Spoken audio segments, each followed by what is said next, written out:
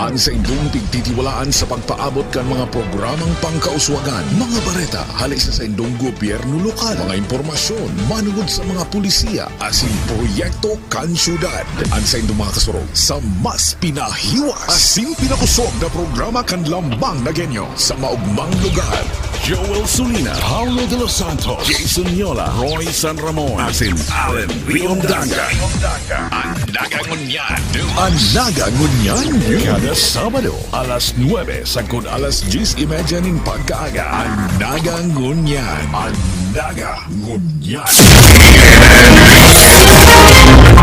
Maray na aga mga tugang aldaw na Sabado, petsa 30 kan bulan na Hulyo taon 2022. Liwat ming atod sa Indo ang mga bareta sa Nagangunyan News. Mga baretang tiniripon po Lunes hasta Sabado, live nindo kaming nadadangog sa 105.5 Bicol Idol FM, asin 89.5 radyo natin Naga. Nadadalan man live sa Naga City Government ANN News official FB page, YouTube channel, asin Sepio Naga FB page. Sa ngaran kan bilog na news team, ako po ang sa indong mga kaibanan sa pagbareta, Roy San Ramon.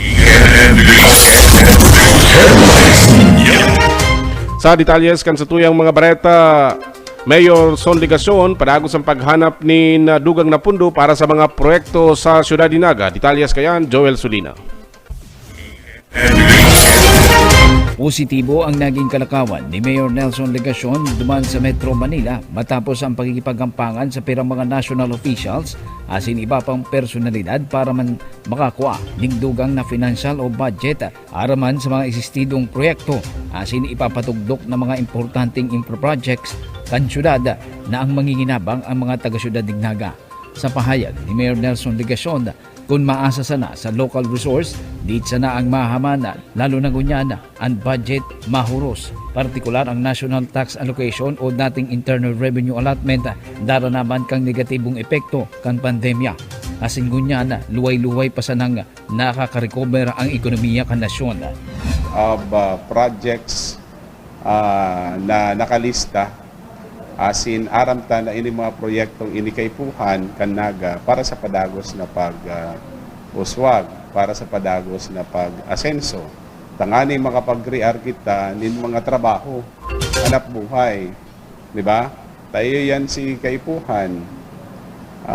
Tangani mangyari yan, dapat may ipadagos. Si mga nagkapurunan, siring man si mga kaipuhan, makapag-implementar kita. But we cannot do that if we rely solely on the limited resources of the city. So, ang ginigibot po ngunyan, nakikipag-ulay sa mga kadabang sa satuyan. Pirasa na sa mga nakaulay kang alkalde, UCDOTR Yusek Cesar Chavez, PCSO General Manager Mel Robles, Congressman Ace Barbers, asin iba pang mga opisyales kang gobyerno nasyonal na mga katabang kang gobyerno lokal para sa mga proyekto kaini na napuunan ngaring mahaman asin sa mga masunod pang proyekto kang gobyerno lokal. Dahil itong Boulevard Project party ka ito, pinupunduhan na dahil duman sa inaapod na access road to PNR station. In fact, igwang ongoing on yan. Kaya lang kulang po ito. So yan na po ito si pinapakiulay pa. Si budget necessary to complete itong access road to PNR station which will serve also as our Boulevard Esplanade. Ayan. Pag sinerte kita, libre sa tuya. Si project. Sinabi pa ni Mayor Nelson Ligacion na sa masunod na mga bulan, igwa pa siyang mga masunod na schedule ng mga opisyal na kalakawan para man makipaghampangan asin maghanap ng dugang ng mga katabang sa syudad ng Naga. In August, probably up to September, may mga times na maya ako sa Naga, yan ako sa Manila for networking purposes para maghanap ng mga katabang sa mga programa asin proyekto kansyon. And we are closely coordinating also given the advice na makipag-ulay sa DPWH and we have already started that In fact, Para sa Nagangunyan News, Joel Sulina.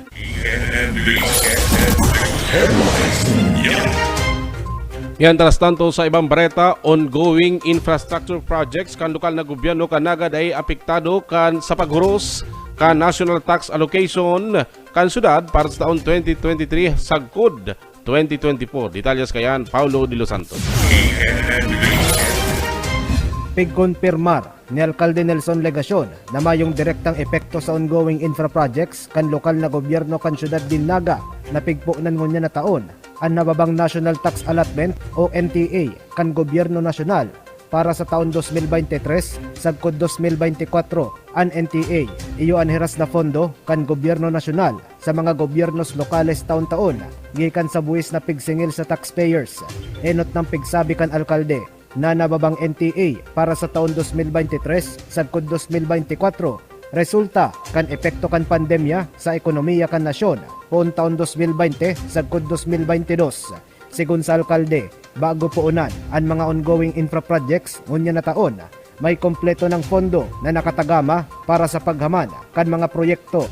Saro sa mga ongoing projects na pigpuunan ngunya na taon, ang 350 milyones pesos na New Naga City Hospital sa Balatas New Development Area na piglalauman na matapos sa Marso 10 Agosto 2023. Pigpuunan ang pagpatugdok kan ospital kan Enero 12 na may 15 sagkod 20 bulan na contract of duration.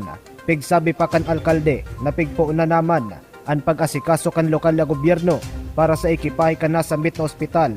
Sa ibong kaini, pigtawan doon ni Legasyon na piggibo na ang mga maninigong paagi para sa bastanteng fondo na kakaipuanon kan syudad para sa iba pang proyekto na pigtalaan na puunan sa masunod na taon.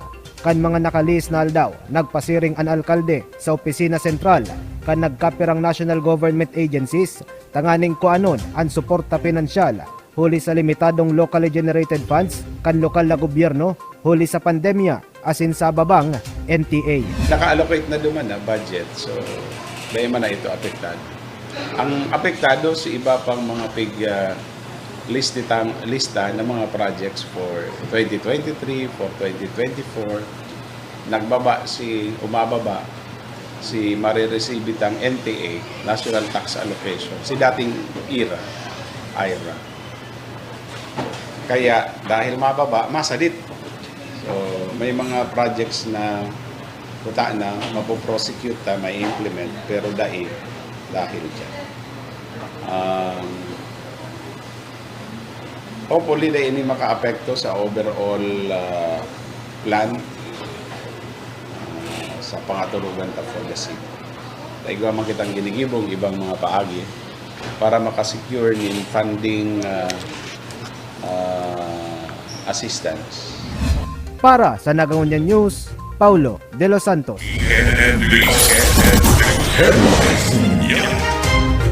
Yan tras tanto, sobra sa 3,000 na mga butante nagparehistro sa COMELEC Naga sa katatapos lang na registration. Ang detalyas kayan halik kay Joel Sulina. Igwa ning dugang na 3,306 na mga butante sa syudad ng Naga basado sa pinakahuring datos kang COMELEC Naga sa natapos pa sa ng voters registration na nagpuon kang petsa 4 kang Hulyo sagkod petsa 23 aldaw na Sabado. Sigun kay COMELEC Naga Election Officer Atty. Mike Julia, sa laog ding 18 días na voters registration nag-average ning sobra sa 200 kada aldaw ang nagpila para man makapagparehistro asin sa indang na proseso. Kaya inabot man ninda ang target percentage ka mga dapat na mairehistro na mga butante sa syudad sa ibong man kan limitadong panahon na pinagtanaan kang komisyon in preparasyon sa nakatalaang December 5, 2022 barangay NXK election. Kung naparehistro kung kang July 4 hanggang July 23, 3,306 ano po? 3,306 po ang sa itong naparehistro sa period na yan sa July 4 hanggang July 23. Kang last day of registration kang Sabado, July 23, 325 po si sa tuyang na-process na application. Sigun pa kay Atty. Julia sa maabot na August 1, magkakaigwa sinda ning ERB hearing para man maaprubahan ang mga applications sa voters registration. 3,306 na naipag-rehistro ta, maagi pa to sa inapod na ERB hearing, Election Registration Board hearing sa August 1 yan, Kung may man pong oppositor duman sa mga application ninda, aprobanta na to. In ERB hearing na yan po, approval o disapproval ka mga application. Ito pa nagparehistro, mga pa lang yan, aplikante pa lang, Bago ang ERB hearing, na furnish kitang kopya ng katong mga listahan ka mga nagparehistro sa mga political parties, para kung may mga sinda opposition, baga bakong residente, underage, yan, may other disqualification, tatawan silang notice and hearing para po ma-determine ta kung valid po itong opposition. Pero kung may man pong opposition, may objection, approve na po to, approvean na po to, Board. Ang dugang na 3,306 na mga bagong botante makakabali na sa eksistidong 117,481 na mga registered voters sa syudad. Aminado man si Atty. Julia na nakantabay sa naang komisyon kung madadagos o mauuktaban liwad ang December 5 barangay and SK election. Nasa wait-and-see situation pang COMELEC main office, Siyempre, pero kung maka-imprint man ng balota, pwede pa man yung magamit, maski ma-postpone ta, pares ka ito nangyari kang, 2020 may election, katong 2018 palan, itong reset sa election, nagamit mag-receive balota, maski nag-reset ng election. Kaya kami tuloy-tuloy ang pero kung man sa Congress, Senate, kung ipapasar nila talagang postponement, ay ipasar na nila ang amay, para at least ma-adjust na ng calendar of activities. Tapos ang COMELEC, ma-resume na lang ng voters registration. Ang sa election, medyo stop na muna ang Nahiling ko naman sa, ko sa Bareta, pwedeng 2023, may bill na 2023, may bill na 2024 ang barangay election. Para sa Nagangunyan News, Joel Sulina.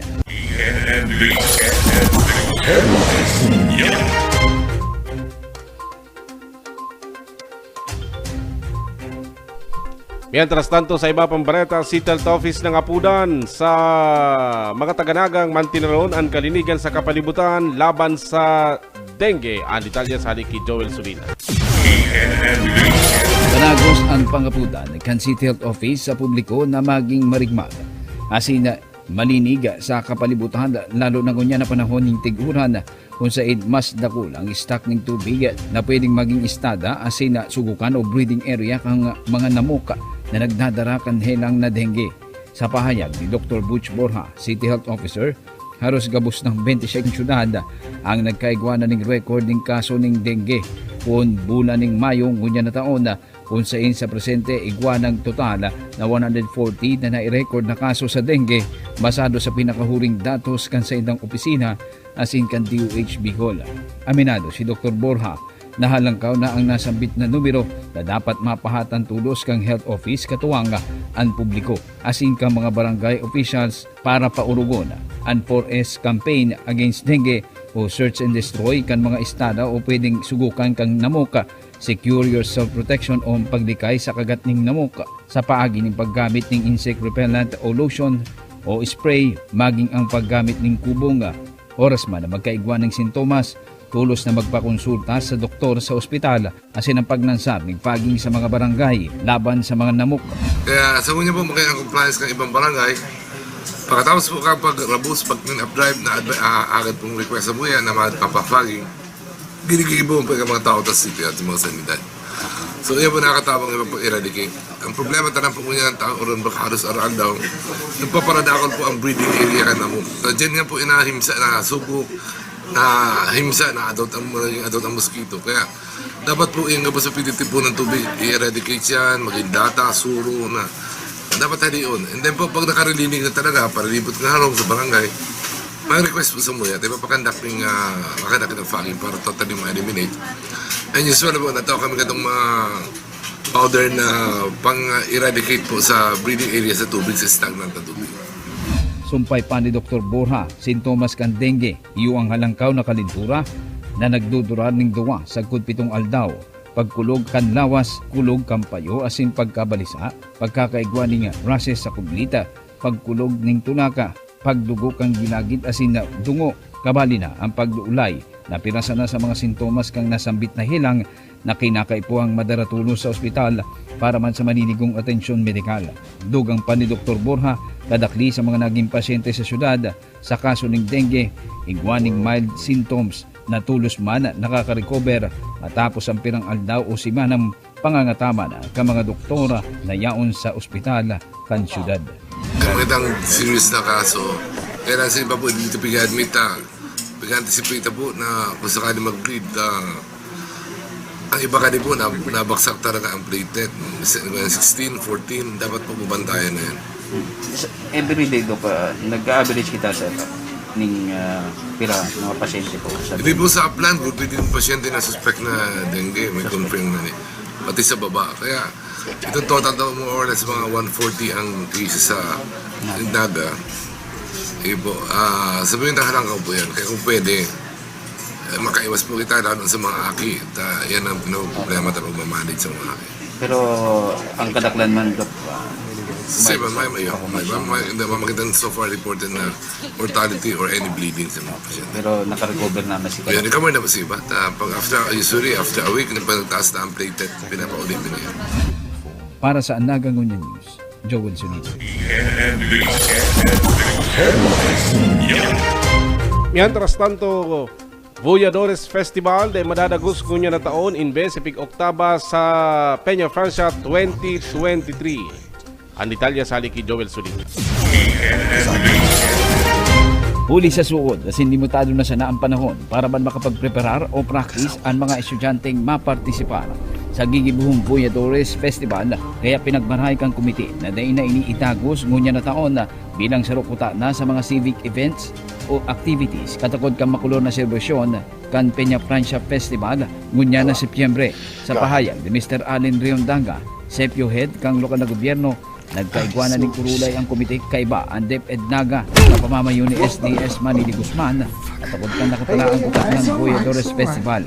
Asin pinagmaray na dainay itagos uli sa nasambit na mga rason na dawa pa nga igwanang nakatagamang fundo para digdi ang gobyerno lokal.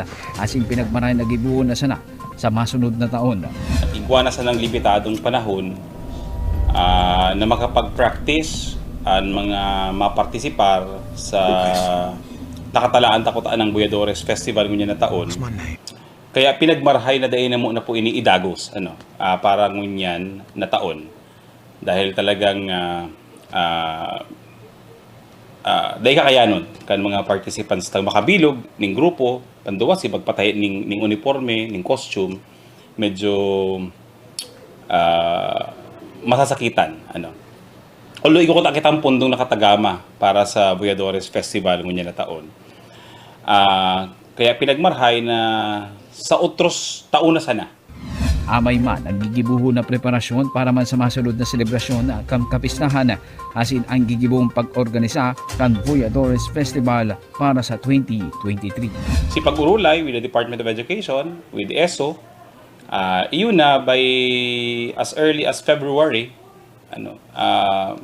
ma-organize na kita para sa Voyadores Festival para sa taon na Peña Francia Fiesta bilang parte kan MAPE curriculum sa festival dance. Yan. Para sa Anaga Ngunya News, Joel Solina.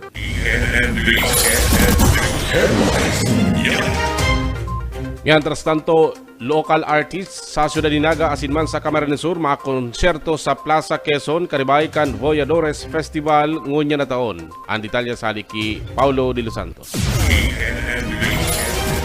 Ninhuli sa pigpauktabang Voyadores Festival 2022, pigmarhay kan lokal na gobyerno na mag-organisar nin konsyerto na madurar nin tulong aldaw kan mga local artist sa syudad din Naga asin probinsya nin Camarines Sur katakod kan kapiestahan. Sigun kay City Events Protocol and Public Information Officer Allen Riondanga, plano nagibuon ang konsyerto bilang pangribay sa nasambit na festival sa Plaza Quezon pon Setyembre 13 sa Kudkin Sinin Banggi kung saan tampok ang mga local artists na inot ng nagdulok sa lokal na gobyerno para sa asistensyang pinansyal kan kasagsagi kan pandemya. Pigtawan doon ni Riondanga na uyon sa okasyon as in audiences ang genre ng musika na papatugtugon kan mga local artists mantang pigigibuan siyam na aldaw na nobena sa mahal na ina. Apwera kaini, may duwa pang konsyerto ang magiging atraksyon sa Plaza Quezon na organisado kan mga pribadong korporasyon na iyo ang mga sponsor sa Peña Francia Fiesta ngunya na taon. Pigsabi pa ni Riondanga na katuyuhan man kan konsyerto na pabaskugon ang ekonomiya kan syudad sa tabang naman kan mga audiences asin mga negosyante sa mismong sentro kan syudad kung saan nakatugdok ang plaza. Si klasik ang tugtog dapat kumbaga angay man sa selebrasyon.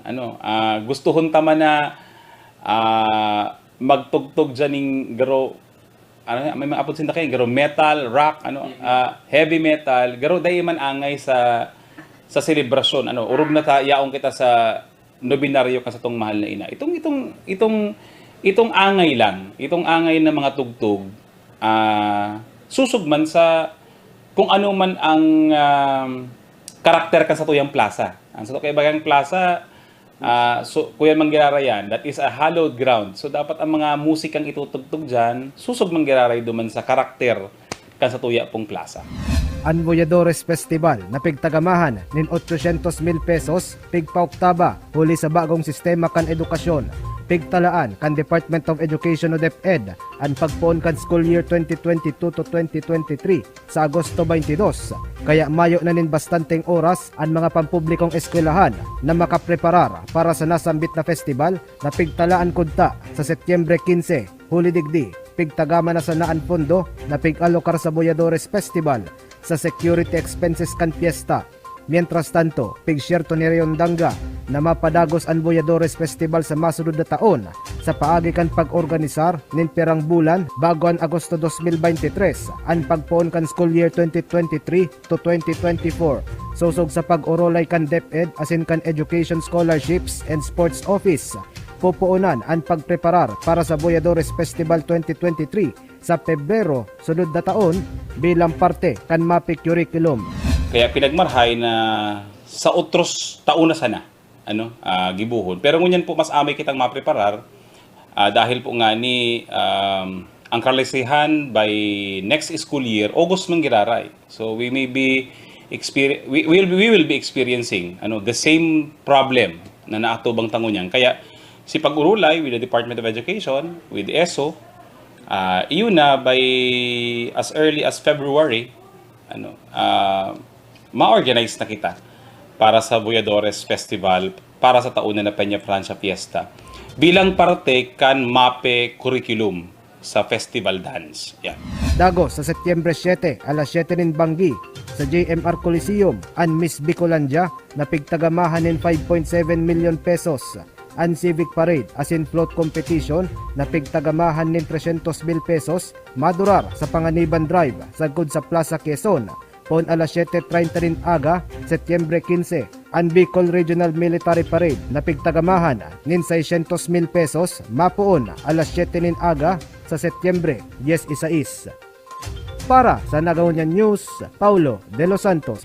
Ang sa indong pigtitiwalaan sa pagpaabot kan mga programang pangkauswagan, mga bareta, halis sa indong gobyerno lokal, mga impormasyon, manugod sa mga pulisiya, asin proyekto kan syudad. Ang sa indong mga kasurog sa mas pinahiwas, asin pinakusog na programa kan lambang na genyo sa maugmang lugar. Joel Sulina, Paulo de los Santos, Jason Yola, Roy San Ramon, asin Allen Riondanga. Ang Nagangunyan. Ang Nagangunyan. Kada Sabado, alas 9, sagod alas 10:30 nin pagkaaga. Ang Nagangunyan. Ang Nagangunyan. Kay Mayor Legasyon, asin ang saiyap kaibahan sa konseho, dakulaon po ang samuyang pasasalamat. Ang saiyap pong naisipan digdi yung proyekto samuya, dakulaon na maray na magiging benepisyo, lalo na sa maabot pang panahon, ang mga aki mina, makuapo, ang manginginabang, kang proyektong ini yung magayon. Ninulit asindana ang mabenepisyong maray na halawing. kuyan po niyo, kaduduutan, pano ng basura. Iyo po nga ni ang samuyang pinaka-numero unong pag nagrarabo, sinasakitan kami. Por dahil nga ni iyong naging dump site. Pag nagtataob, lalo na pag tigdarakol hanggang tinampuan tubig. Ang tubig digdi sa muya talagang halos nag-aabot habayan. Nagtatagiti pa sana, ang ginigibo man kan sa muyang kapitan, pinapa-evacuate na. Tanganing magkaigwa kami ning solusyon duman sa perming pagbabaha, lalo na pag tag-uran. Pag high tide, talagang inaabot digding ning halangkaw na tubig hanggang tinampo iyan. Na narealisa ni Mayor na medyo kulang si nainot na proyekto, kaya ang ginibo niya, pinag-isipan niya na magkaigwa ning improvement. Na iyo na po nga ni iniyong riprap na iniyo na pinadakula para mas magayon ang maging benepisyo kan mga taga-LBC na nag-e-erok igdi sa Sabang.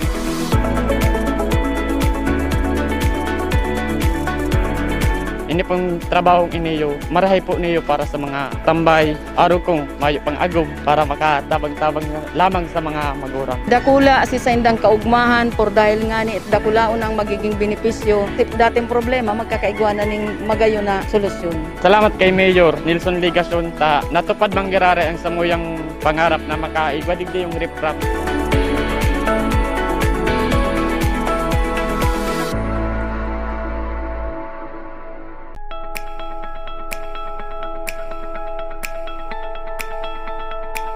Hello po! Kumusta po kayo?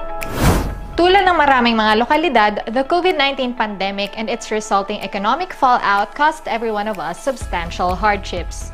At yung hirap ng 2020 at 2021 ay maaari naging mas malala pa siguro kung hindi naging maagap at nag-step up ng mga programa ang aming city government through our Metro Naga Public Employment Service Office.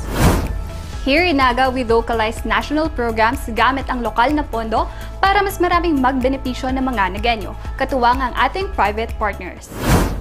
Una sa aming listahan ay ang Naga City Community Employment Program which localized Doles Tupad na nagbigay ng short-term employment para sa aming mahigit na 7,000 na mga informal workers na pinaglaanan ng 25 million pesos na pondo ng lungsod. Para naman matulungan natin yung mga maliliit na negosyante at sila ay maging katuwang namin sa pagbalik ng sigla ng ating ekonomiya, the city allocated 10 million pesos para simulan ang Naga City Business Stimulus Program. Parang katulad ito ng Pondo sa Pagbabago at Pag-asenso o P3 program ng DTI. Ang programang ito ay nagbigay tulong sa aming 157 micro and small enterprises na may 510 workers. Ang pangatlo ay para naman sa aming mga kabataan. Kung merong spesang dole, here in Naga, mayroon kaming SEFE or yung Summer Employment for Enrollment Program na nagbigay naman ng tulong sa 420 students to earn for 20 days. At ang ikaapat ay ang Naga City Tabang Tugang Program na nag-localize naman ng AKA program ng OWA that help displaced workers with startup capital to help them engage in home-based and online livelihood undertakings. 67 enterprises at 76 employees ang natulungan ng programang ito na may funding na 350,000 pesos.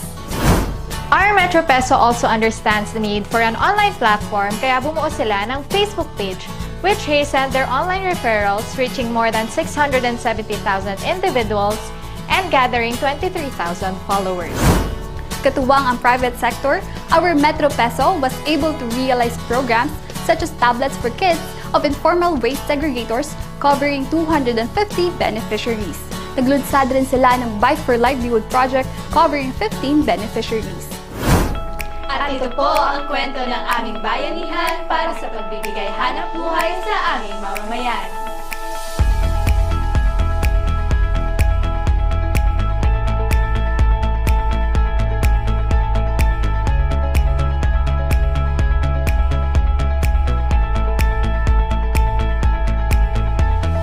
Ang sa indong pigtitiwalaan sa pagpaabot kan mga programang pangkauswagan, mga bareta, halis sa indong gobyerno lokal, mga impormasyon, manungod sa mga pulisiya, asin proyekto kan syudad. Ang sa indong mga kasurog sa mas pinahiwas, asin pinakusog na programa kan lambang na genyo sa maugmang lugar. Joel Sulina, Paulo de los Santos, Jason Yola, Roy San Ramon, asin Allen Riondanga. Ang Nagangunyan. Ang Nagangunyan. Kada Sabado, alas 9 sagkod alas 10:30 nin pagkaaga. Ang Nagangunyan. Ang Nagangunyan. Sa ibang bareta, pundong gagasuson kan lokal na gobyerno kan Naga para sa civic activities investment kan syudad sa pagbangon sa ekonomiya susog gikonsyal Lito del Rosario. Ang detalyes kayan halik kay Paulo de los Santos. Pigtawan doon ni Konselo Lito del Rosario, chairman kan Committee on Boy Scouts, Girl Scouts Drum and Lyre Competition sa Peña Francia Fiesta na maresulta sa pag-normalize graray kan dalagan ni negosyo sa syudad Dinaga an magagastos kan lokal na gobyerno sa civic activities katakod kan kapiestahan. Sigun sa konsehal, ang pondo nagagastoson kan lokal na gobyerno para sa civic activities sa Setyembre, investment tanga ni maibwelta sa dating operasyon ang mga establisamento komersyal sa syudad. Pigsyerto ni Del Rosario na dahil makokompromiso ang paglapigot kan lokal na gobyerno sa pagmantinir kan Alert Level 1, COVID-19 Alert Level status kan syudad Dinaga huli sa piggaandaman na piyesta. Ang budget halos mayo man pong gayong significant na mga adjustments kasi ang pigano ta po igdisi magastos kita ang city pero ang balik po kani sa business activities sa Igdisanaga City nahiling taman kumbaga sa part na po ni kapag normalize na kang operations yun po niyang permibigay po ulit-ulit ni Mayor Nelson Ligacion tangarig pong ngunyan ang ang Naga City nagno-normalize kita pero without compromising si efforts na ibaba ta pa sa o ma-maintain ta sa alert level 1 ang sa tuyang COVID category. Sa presente, padagosan pag-orolay kan komite, Department of Education City Schools Division as in Education Scholarships and Sports Office sa pag-finalize kan guidelines sa mga aktibidades kan mga estudyante na uyon sa core competencies kan departamento. Susog pa sa konsehal, igwanin order na pigpaluwas ang Department of Education o DepEd na nagpapangalad sa mga aktibidades na luwas sa mandato kan ahensya na makafokus ang lambang estudyante sa pag-adal. Dugang kan konsehal, kay puwanan pusog na mga panundon sa syudad na may kinaaraman sa partisipasyon kan public schools sa mga civic activities na uyon sa mga prioridad kan DepEd. Iko pong DepEd order kay ngunyan na puprohibit si mga activities na outside duman sa sphere kang para maka-concentrate ang mga aki sa pagklase starting August 22. So may pig-discuss man si Sir Manny D. Guzman about itong mga allowed mga activities. So dapat po mag-align kita duman sa mga core competencies kang papasunod ko niyan kan DepEd para sa mga kaakian. So makakaigwa pa may mga initial agreements po kami and makakaigwa pa kami ng mga succeeding meetings para po ma-finalize. Ito po mga parada, for example military parade, ining drum and lyre, magkaigwa kita ng firm guidelines sa Igdisanaga kung papaanohon ta. Kasi this concerns sa mga schools, mga participation sa mga akin. Para sa Nagangonyan News, Paulo de los Santos. Sa iba pang mga balita, 19 visually impaired person sa Ciudad Dinaga sinertipikaran kan TESDA bilang mga massage therapist. Balikan ta si Paulo de los Santos. Pigkakarkulong 19 na miyembros kan Naga City Visually Impaired Persons ang pigtawan kan Technical Education and Skills Development Authority o TESDA ni National Competency Level 2 o NC2 certificates sa massage therapy. Segun, City Administrator Elmer Valdemoro, nagdadakol na ang massage parlor sa syudad Dinaga kaya pigmarhay kan lokal na gobyerno asin kan TESDA na isa irarom ang mga miyembros kan grupo sa maninigong training asin assessment tanganing matabangan sinda sa pag-empleyo sa mga siring na establisamento. Pigsabi kan dating konsehal na mas marhay ng maging employed sa massage parlors ang mga visually impaired o may kadiinan sa paghiling. Kun kaya pigmarhay kan gobyerno lokal na matawan sinda nin National Competency Certificates bilang mga massage therapists. Po bagay ko sindang pwesto sa Plaza Rizal, alagad syempre mas maray kung sinda magiging employee kang sarong massage parlor para at least man may sigurado sindang income na pinagkakakita. Ihabol ko lang sir ito.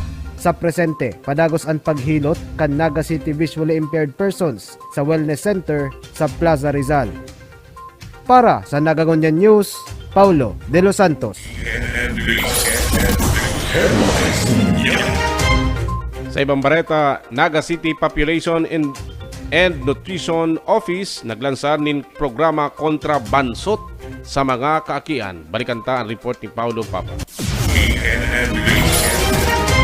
Bilang paglikay sa child stunting o pagkabansot as in pagkomple sa RA 11148 o Kalusugan at Nutrisyon ng Magnanay Act, pigkondusir kan City Population and Nutrition Office o CPNO ang Nutri Nanay as in Nutri Ataman kan Huwebes, Hulyo 28 sa City People's Hall sa aktibidad piggibuan medical consultation as in pagpanao nin vitamins sa target na 30 mga bados as in 30 undernourished na aki sa syudad din Naga.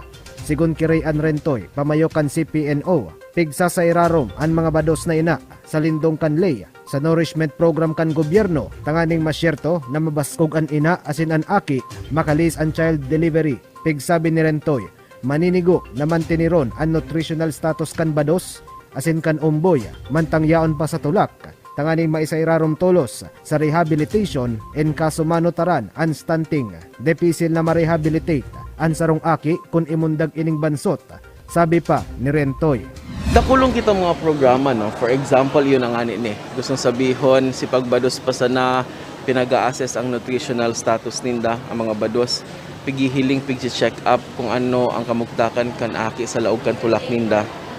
Dahil aga mo, sa nutrition, kumbaga mas mabilis na i-rehab ito yung mga underweight sana. Pero ngunyan nagugulpi ito yung stunting, kumbaga itong pagkabansot, na kung saan maiibitaran ini o masusolusyonan kung pagbabados pa sa naaatamanon mo na.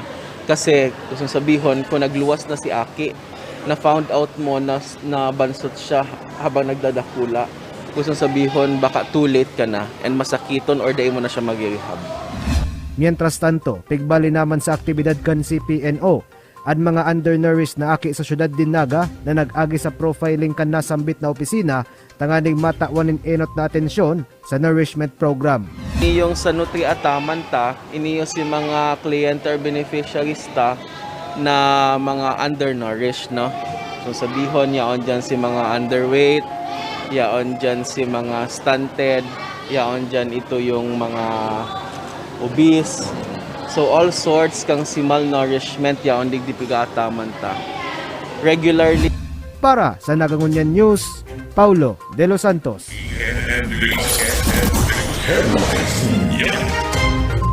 Sa satuyang huring bareta, freezer na gagamiton sa negosyong ice cream kan Little People's Association ipigduhol na kan lokal na gobyerno kang Naga. Nagbabalik si Paulo De Los Santos.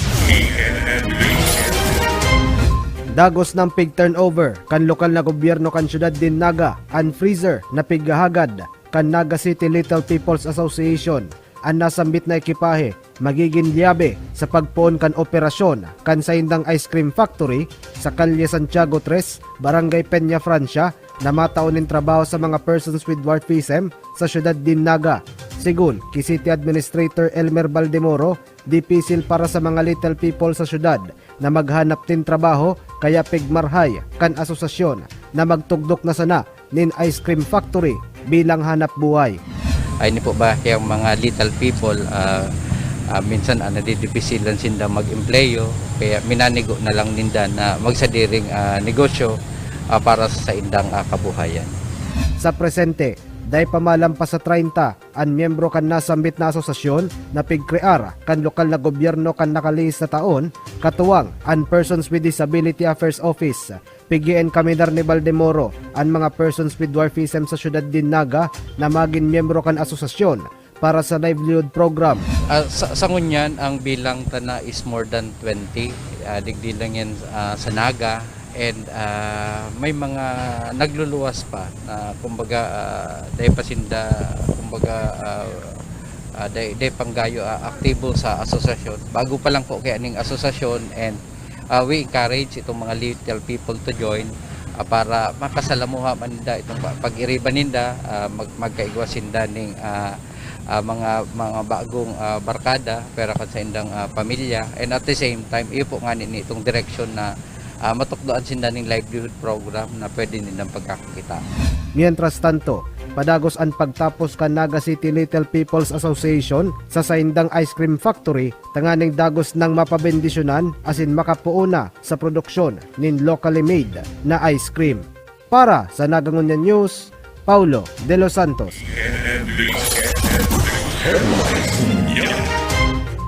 Yan ang katiripunan kan sa tuyang mga bareta sa Nagangunyan News sa pangaran kan City Events Protocol Public Information Office, sa ngaran man kan lokal na gobyerno kan Naga, Mayor Son Ligacion, Vice Mayor Nedy Diasis, asin sangguniang panlunsod kan Naga, asin kan bilog na ANN News in Public Affairs Team, ini ang sa indong naging parabarita, Roy San Ramon, masunod na sa tong Aramon, Allen Riondanga. Ang sa indong pigtitiwalaan sa pagpaabot kan mga programang pangkauswagan, mga bareta, halis sa indong gobyerno lokal, mga impormasyon, manungod sa mga pulisiya, asin proyekto kan syudad. Ang sa indong mga kasurog sa mas pinahiwas, asin pinakusog na programa kan lambang na genyo sa maugmang lugar. Joel Sulina, Paulo De Los Santos, Jason Yola, Roy San Ramon, asin Allen Riondanga. Ang Nagangunyan. Ang Nagangunyan. Kada Sabado, alas 9 sagkod alas 10:30 nin pagkaaga. Ang Nagangunyan. Ang Nagangunyan.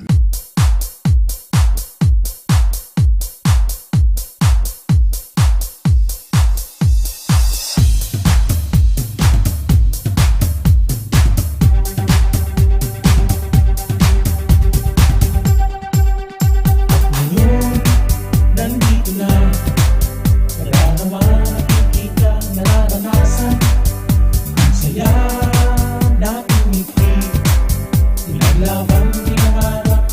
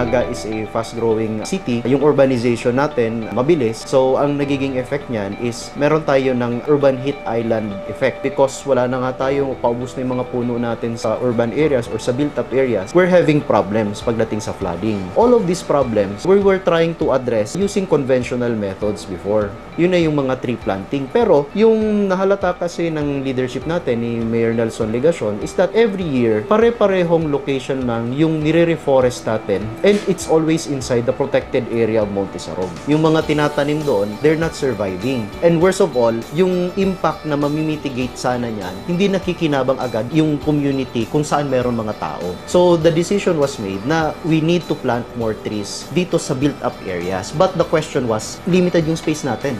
We're having difficulty in identifying saan pwede ilagay and ano yung gagamitin natin na method para ma-maximize, ma-balance natin yung need na ma-maximize yung space and area for economic reasons and at the same time, makapagtanim tayo ng mga puno. Doon na tayo nagkaroon ng idea ng urban afforestation. So, yung kinoy ni Mayor na term is forests in our midst. Site that we identified and very ideal siya symbolically and at the same time practical purposes was our old landfill. Ang ginawa natin doon sa first site natin is we followed yung Miyawaki method.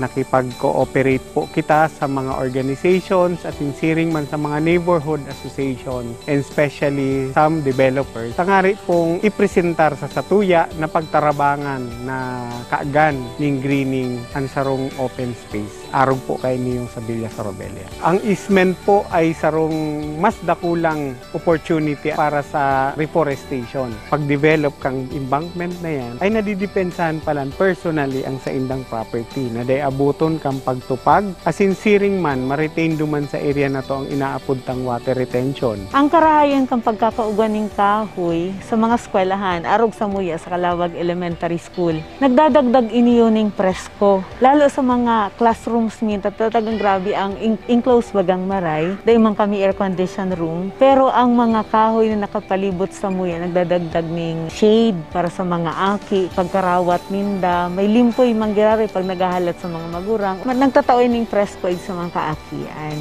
Para masabita na ang Satuya pong pagtatanom, bawat po ning kahoy na sa tong magigibo, the soonest possible time is something that will give us a defense or a resilient area in cases of climate change. Yan ang pinaka dapat na pong paghandaan.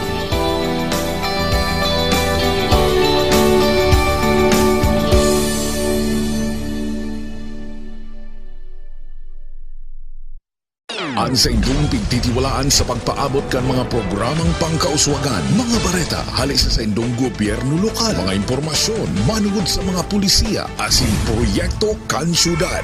Ang sa indong mga kasurog sa mas pinahiwas, asin pinakusog na programa kan lambang na genyo sa maugmang lugar.